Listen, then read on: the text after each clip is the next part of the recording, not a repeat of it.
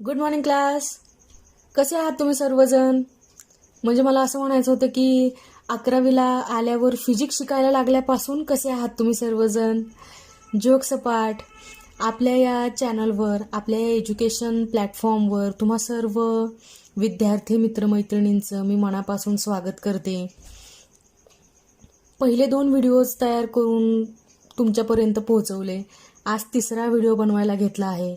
आधीच्या 2 व्हिडिओजमध्ये तुमचा ओसंडून वाहणारा उत्साह माझ्यापर्यंत पोहोचला आहे आणि त्याच उत्साहाचं पर्क्युलेशन आता माझ्याकडे झालेलं आहे आणि माझ्या अंगामध्ये तो संचारलेला उत्साहाने मी 3रा व्हिडिओ बनवायला घेतला आहे. तुमच्यासारख्या गुणी आणि हुशार विद्यार्थ्यांसाठी असा व्हिडिओ तयार करणं माझ्यासाठी खरंच खूप आनंदाचं आहे. तर आधीच्या 2 व्हिडिओजमध्ये आपण स्केलर्स आणि व्हेक्टर्स बद्दल बोललो होतो. ठीक आहे. व्हेक्टरचं रिप्रेझेंटेशन कसं करायचं ते सुद्धा मी तुम्हाला सांगितलं होतं. पण मग आता याच व्हेक्टरसाठी ज्यावेळेस आपण जॉमेट्रिकल मेथड वापरतोय किंवा ग्राफिकल मेथड वापरतोय किंवा आपण व्हेक्टर ऑल्जेब्रा वापरून काहीतरी लिहितोय, अशा वेळेस हे व्हेक्टर आपल्याला आयडेंटिफाय करता आले पाहिजेत. म्हणजे मला काय म्हणायचं आहे, तर आपल्याला टाइप्स ऑफ व्हेक्टर्स माहीत असणं गरजेचं आहे. ठीक आहे. मग आपण आजच्या या व्हिडिओमध्ये टाइप्स ऑफ व्हेक्टर्सच शिकूया. ठीक आहे. तर बघा, जो पहिला व्हेक्टर आहे त्याला म्हटलं जातं झिरो व्हेक्टर किंवा नल व्हेक्टर. बघा, हा झिरो व्हेक्टर किंवा ज्याला नल व्हेक्टर आपण म्हणतोय, नल NULL, नल. नल म्हणजे काहीच नाही. जिथं काहीच नाही तो काय आहे, तर झिरो आहे. म्हणून ह्या व्हेक्टरचं नाव काय आहे, झिरो व्हेक्टर किंवा याला नल व्हेक्टर असं सुद्धा म्हटलं जातं. जर आपल्याला डिफाईन करायला सांगितलं झिरो व्हेक्टर किंवा नल व्हेक्टर, तर आपल्याला त्याची डेफिनेशन अशी करता येईल. A vector having zero magnitude. Zero vector का म्हणायचंय त्याला, तर त्याची मॅग्निट्यूड काय आहे, झिरो आहे. तुमच्या लगेच लक्षात आलं असेल. With A particular direction. हा व्हेक्टर एका डायरेक्शनने जात असताना जी मॅग्निट्यूड कॅरी करतोय ती मॅग्निट्यूड किती आहे, तर झिरो आहे. आणि अशा एका पर्टिक्युलर डायरेक्शनने जाणाऱ्या आणि झिरो मॅग्निट्यूड असणाऱ्या व्हेक्टरला आपण काय म्हणतोय, तर झिरो व्हेक्टर म्हणतोय. ठीक आहे. मग आता एखाद्या ठिकाणी हा झिरो व्हेक्टर असेल तर तुमच्या लक्षात कसा येईल बरं, तर आपल्याला तो सिम्बॉलिकली रिप्रेझेंट करावा लागेल. कसा हा झिरो व्हेक्टर रिप्रेझेंट केला जातो, तर बघा, असा झिरो ड्रॉ करायचा, एक सर्कल ड्रॉ करायचं आणि त्याच्यावर हा असा ॲरो ड्रॉ करायचा. ठीक आहे.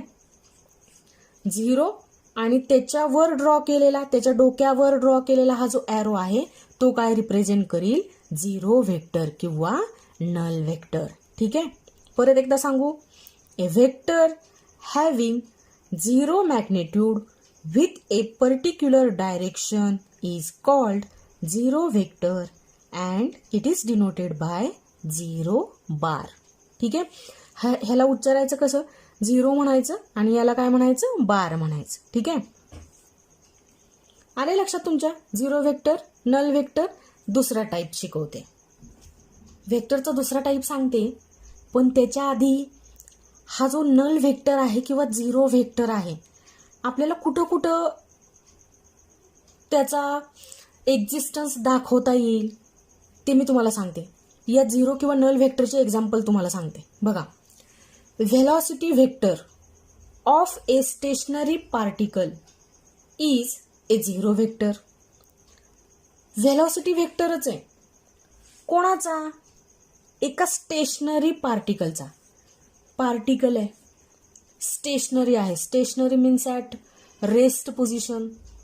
पार्टिकल आहे, रेस्ट पोझिशनला आहे, हलत डुलत नाही, इकडं तिकडं जात नाही, डिस्प्लेस होत नाही, व्हेलॉसिटी नाही, ॲक्सलरेशन नाही, स्टेशनरी पार्टिकल आहे. ठीक आहे. मग या स्टेशनरी पार्टिकलची जर मला व्हेलॉसिटी लिहायला लावली, तर व्हेलॉसिटी मला माहिती आहे की व्हेक्टर क्वांटिटी आहे, मग मी लिहील व्ही बार. ठीक आहे. पण हा पार्टिकल स्टेशनरी असल्यामुळं या स्टेशनरी पार्टिकलचा जो व्हेलॉसिटी व्हेक्टर आहे तो काय असेल, तर झिरो व्हेक्टर असेल. ठीक आहे. पार्टिकलला व्हेलॉसिटीच नाही का, तर पार्टिकल रेस्ट पोझिशनला आहे, पार्टिकल स्टेशनरी आहे, म्हणून तर आपण त्याला स्टेशनरी पार्टिकल असं म्हणतोय. मग त्या स्टेशनरी पार्टिकलचा व्हेलॉसिटी व्हेक्टर जो आपण व्ही बारने रिप्रेझेंट करतोय तो मला काय लिहावा लागेल, तर झिरो व्हेक्टर लिहावा लागेल. आणि झिरो व्हेक्टर आपण कसा लिहितो, झिरो ड्रॉ करतो आणि त्याच्यावरती काय करतो, तर ॲरो ड्रॉ करतो. ठीक आहे. आलंय तुम्हाला लक्षात की हा झिरो व्हेक्टर आपल्याला कशी मदत करेल. स्टेशनरी पार्टिकलचा जो व्हेलॉसिटी व्हेक्टर आहे तो रिप्रेझेंट करण्यासाठी मला कोण मदत करेल, तर झिरो व्हेक्टर मदत करेल किंवा नल व्हेक्टर मदत करेल. बघा दुसरं एक एक्झाम्पल द्यायचं झालं तर द ॲक्सेलरेशन व्हेक्टर. कोणाचा acceleration vector of an object which is moving with uniform velocity is a zero vector. Acceleration vector, तुम्हाला जी व्हेक्टरची एक्झाम्पल्स मी दिली होती त्यामध्ये ॲक्सेलरेशन सुद्धा होतं. ॲक्सेलरेशनला मराठीमध्ये त्वरण असं म्हणतात. ठीक आहे, आठवलं असेल तुम्हाला. ॲक्सेलरेशन, या ॲक्सेलरेशनसाठीचा फॉर्म्युला आपण कसा लिहितो, एने मी रिप्रेझेंट करते acceleration.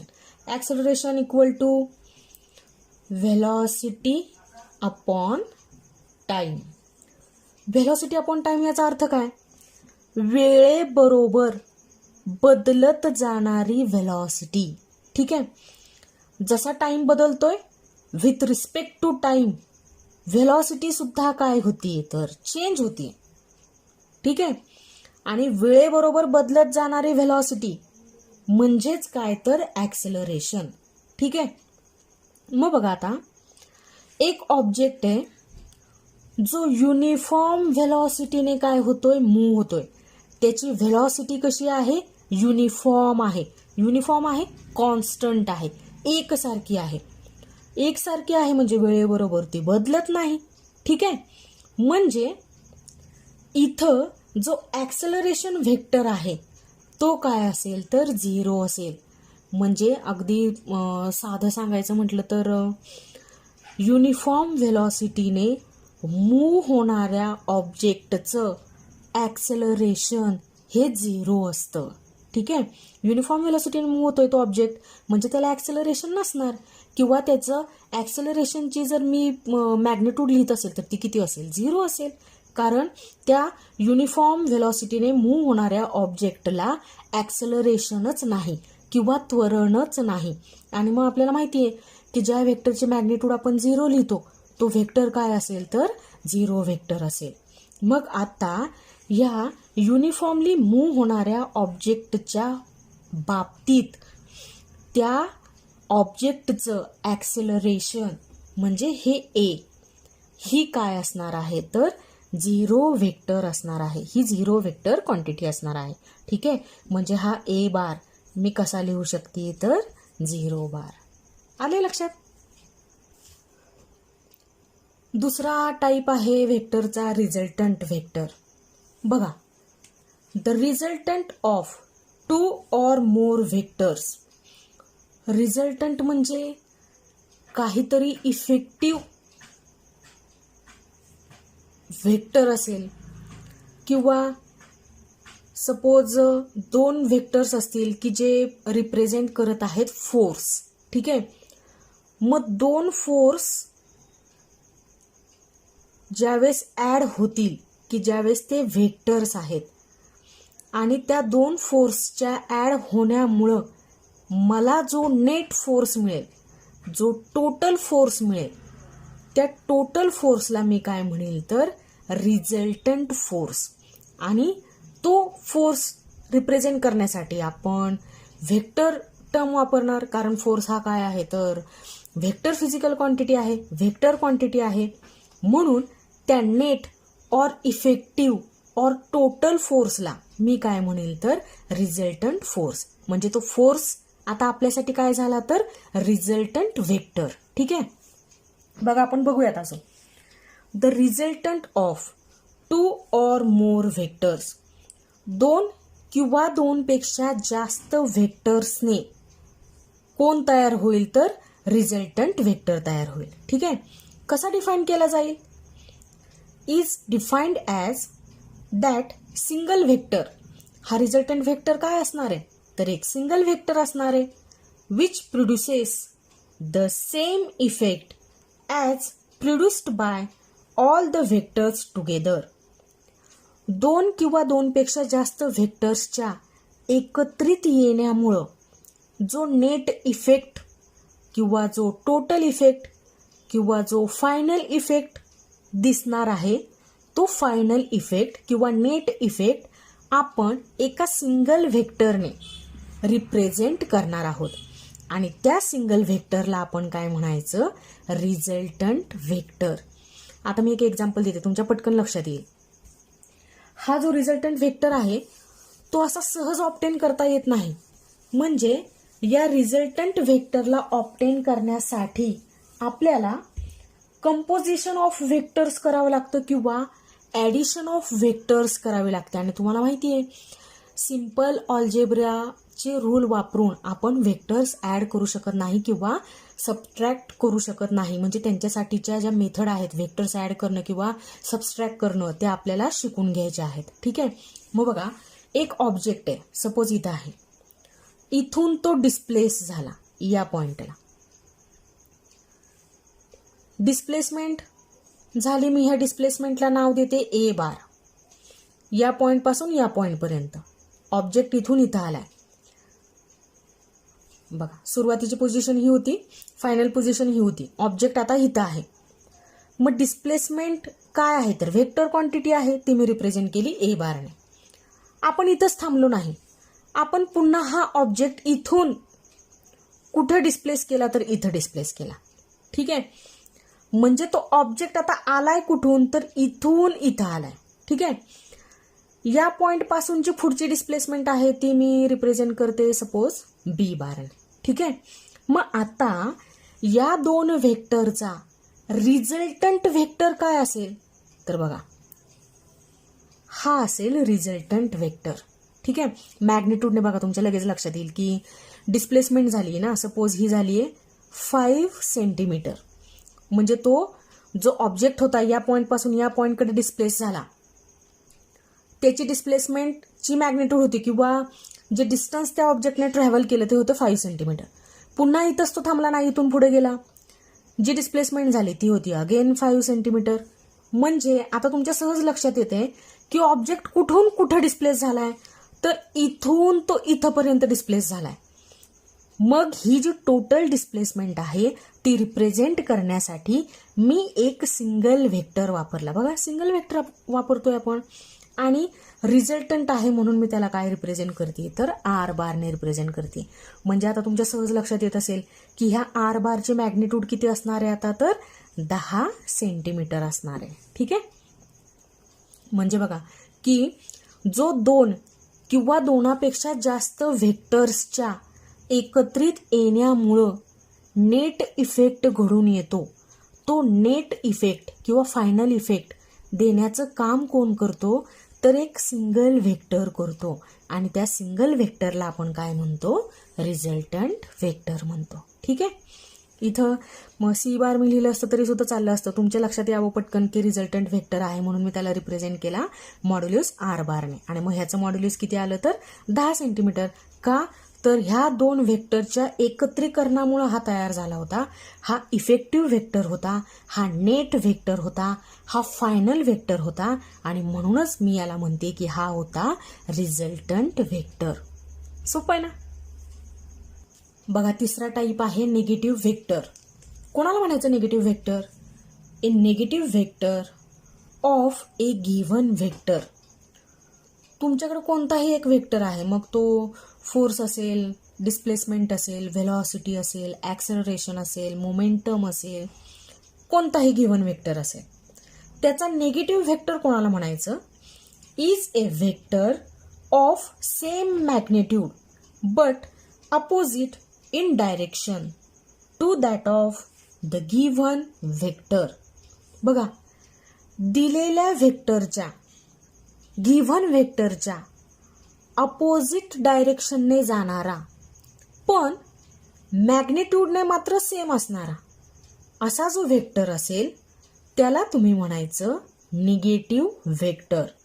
A negative vector of a given vector is a vector of same magnitude, विसरायचं नाही, same magnitude but opposite in direction to that of the given vector. बघा मी तुम्हाला एक्झाम्पल देते, पटकन लक्षात येईल तुमच्या.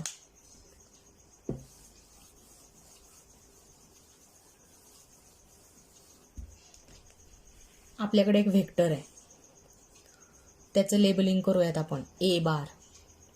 आपल्या व्हेक्टरचं नाव आहे ए बार. ठीक आहे. डिस्प्लेसमेंट असेल, फोर्स असेल, कोणताही घ्या व्हेक्टर, काही बिघडत नाही. तर याला मी म्हणते की हा आहे फोर्स व्हेक्टर. या व्हेक्टरने आपण काय रिप्रेझेंट केलाय तर फोर्स रिप्रेझेंट केलाय. फोर्सला आपण या व्हेक्टरला मॅग्निट्यूड आहे असं म्हणूया. फोर्स आहे 2 न्यूटन. ठीक आहे. म्हणजे modulus of a bar equal to 2 newton. दुसऱ्या व्हिडिओमध्ये शिकलो होतं, आठवलं का तुम्हाला? मॉड्युलस लिहितोय आपण, मॉड ऑफ ए बार लिहितोय आपण. म्हणजे आपण या व्हेक्टरची काय लिहितोय तर मॅग्निट्यूड लिहितोय. आणि हा व्हेक्टर म्हणजे काय आहे तर फोर्स व्हेक्टर आहे. म्हणून ह्या फोर्सचे मॅग्निट्यूड किती आहे 2 न्यूटन इतकी आहे. म्हणजे मॉड्युलस ऑफ ए बार किंवा mod of a bar equal to काय आहे तर 2 न्यूटन आहे. ठीक आहे. मॉड ऑफ ए बार म्हणजे काय झाला तर ए झाला. आणि ए किती आहे 2 न्यूटन आहे. ए म्हणजे काय आहे तर फोर्स आहे. आणि फोर्स कशामध्ये मोजला जातो तर न्यूटनमध्ये कॅलिब्रेट केला जातो, न्यूटनमध्ये मोजला जातो, न्यूटनमध्ये मेजरमेंट केली जाते.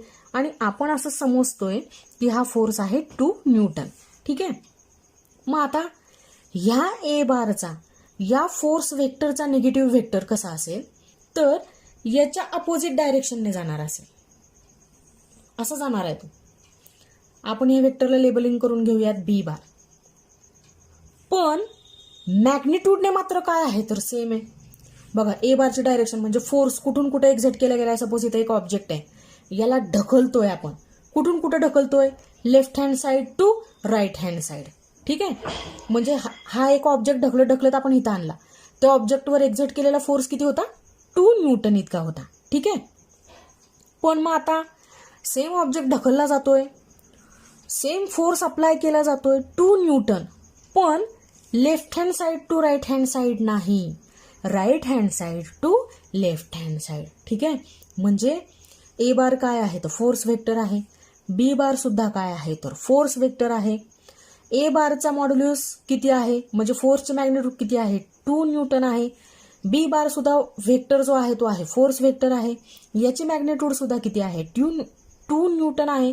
पण डायरेक्शन मात्र काय आहे तर अपोजिट आहे. मग आपण काय म्हणणार माहितीये, B bar is a negative